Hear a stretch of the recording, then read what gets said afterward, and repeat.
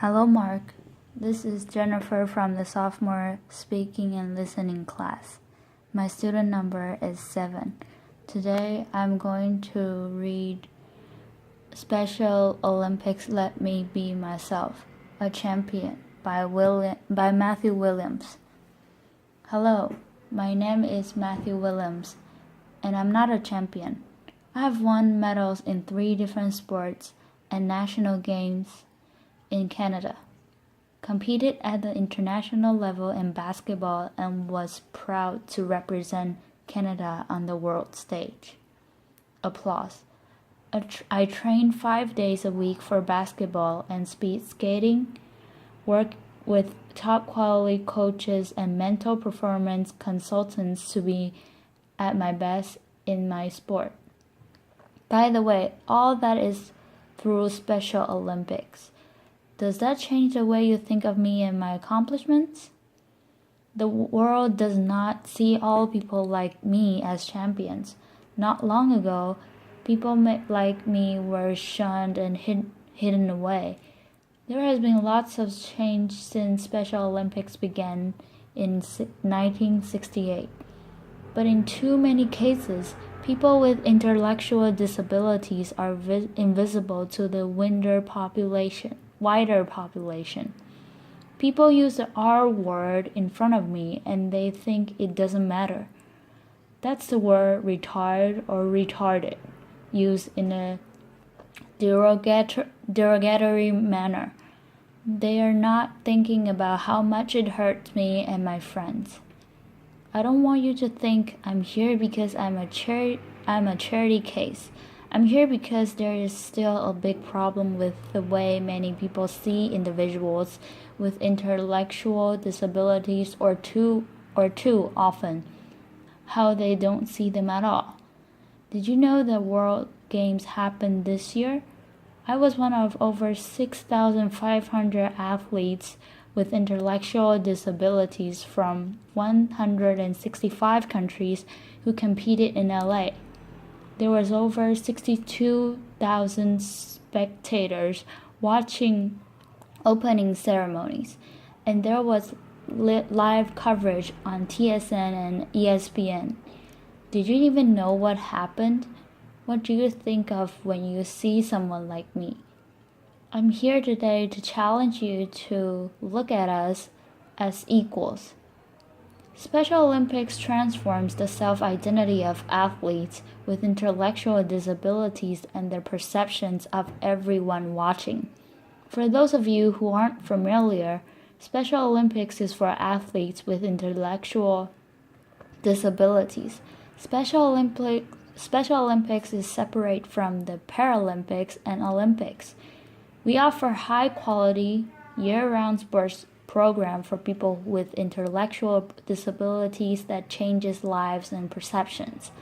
This movement has changed my life and those of so many others, and it has changed the way the world sees people with intellectual disabilities. I was born with epilepsy and an intellectual disability. Growing up, I played hockey until I was 12 years old. The older I got, the more I felt it was harder to keep up with everyone else, and I was angry and frustrated. For a while, I did not play any sports, didn't have many friends, and felt left out and sad. There was a time when people with intellectual disabilities were hidden away from society. No one thought they could participate in sports, let alone be a valued member of society. In the 1960s, Dr. Frank Hayden, a scientist of the University of Toronto, was studying the effects of regular exercise on the fitness levels of children with intellectual disabilities. Using rigorous scientific research, Dr. Hayden and other researchers came to the conclusion that it was simply the lack of opportunity to participate that caused their fitness levels to suffer. Lots of people doubted that people with intellectual disabilities could benefit from fitness programs and sports competition opportunities, but pioneers like Dr. Hayden and Ines Candy Shriver, the founder of Special Olympics, persevered, and Special Olympics athletes have proved them right 4.5 million times over. Applause. Before I enjoyed Special Olympics, I was nervous because I was young, shy, not confident, and didn't have many friends. When I got there, though, everyone was very encouraging, supportive, and let me be myself without being judged. Now I'm a basketball player and a speed skater who has competed at provincial, national games, and this year made it all the way to the World Summer Games in LA, where I was part of the first ever Canadian basketball team to compete at World Games. Applause. I'm one of more than 4.5 million athletes around the globe, and I've heard so many similar stories. Being Special Olympics athlete restores our pride and dignity. Special Olympics also addresses critical health needs. Studies have shown that on average men with intellectual disabilities die 13 years younger than me without, and women with intellectual disabilities die 20 years younger than women without. Special Olympics keeps us healthy by getting us active and participating in sports. So our coaches teach us about nutrition and health. Special Olympics also provides free health screening for athletes who have difficulty communicating with their doctors or accessing health care. At the 2015 World Summer Games, my Team Canada teammates and I played the Nigerian basketball team. The day before our game, the Nigerian basketball team went to the World Games healthy athlete screening, where 7 of 10 members were given hearing aids for free and got to hear clearly for the first time. Applause. The change in the team was amazing. They were more excited, happy, and confident because their coach could vocally communicate with them, and they were emotional because they could hear the sounds of basketball, the sounds of the whistle, and the cheering fans in the stands, sounds that we take for granted. Special Olympics is transforming more than just the athlete in their sport. Special Olympics is transforming their lives off the field. This year, research findings show that nearly half of the adults in the US don't know a single person with an intellectual disability, and that 44% of Americans who don't have personal contact with intellectual disabilities are significantly less accepting and positive. Then there's the R word, proving that people with intellectual disabilities are still invisible to far too many people. People use it as a casual term or an insult. It was tweeted more than 9 million times last year, and it's deeply hurtful to me and my 4.5 million fellow athletes around the planet.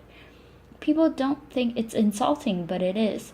As my fellow athlete and global manager John Franklin Stevens wrote in an open letter to a political pundit who used the R word as an insult, "Come join us someday at Special Olympics. See if you walk away with your heart unchanged." Applause. Setting huge this year at the 2015 World Summer Games, people line up for hours to get into the final night of powerlifting competition. So it was standing room only when my teammate Jackie Barrett, the Newfoundland Moose, deadlifted 655 pounds and lifted 611 pounds in the squat. Applause. Setting huge new records for Special Olympics, Jackie is a record holder among all powerlifters in Newfoundland. Not just Special Olympics, all powerlifters. Jackie was a huge star in LA, and ESPN Live tweeted his record-breaking lifts and were wowed by his performance. 50 years ago, few imagined individuals with intellectual disabilities could do anything like that.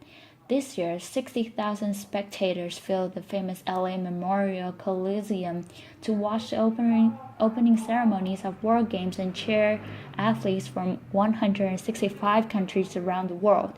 Far from being hidden away, we were cheered and celebrated. Special Olympics teaches athletes to be confident and proud of themselves. Special Olympics teaches the world that people with intellectual disabilities deserve respect and inclusion. Applause.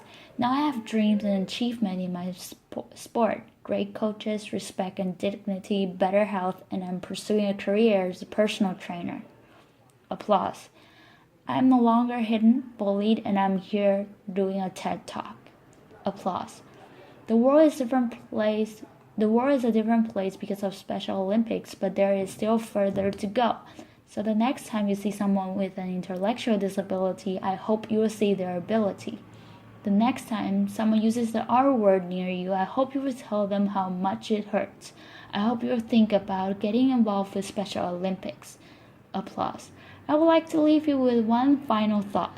Nelson Mandela said, "Sports has the power to change the world. Special Olympics is changing the world by transforming 4.5 million athletes and giving us a place to be confident, meet friends, not be judged, and get to feel like and be champions.